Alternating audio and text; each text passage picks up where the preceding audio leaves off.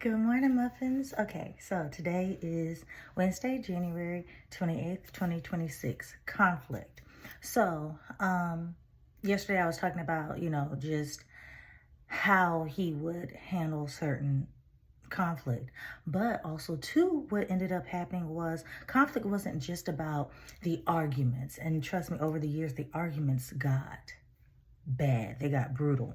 But it was also in the fact that it was so much discord as far as if I said up, he said down. If I said left, he said right. If I said black, he said white. And I was like, there's something wrong with the fact that we're on two different pages on almost every topic. And I'm not going to say every topic, but I would say like it felt like 90% of the time we were on two separate pages.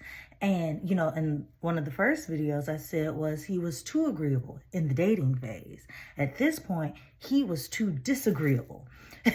And both of those are red flags, because even though no one should be 100% agreeable, also too, it shouldn't be more disagreement than being on one accord. That's just as big of an issue. And so it just got really difficult to maneuver, because also too, when it came time to like, okay, well, what's the reason you want it that way? Or explain, like us having a conversation, he didn't want to have to explain his thought process to me. And the thing is, there's a difference between someone questioning you and your ability and someone just having questions to understand. And my questions were really to understand. However, it started to turn into, I couldn't trust your leadership though.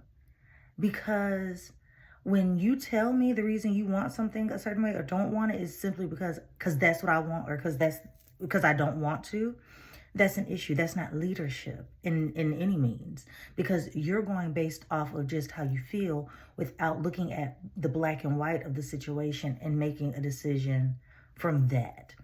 And I can't trust that. I can't trust that. I'm too logical of a person to move like that.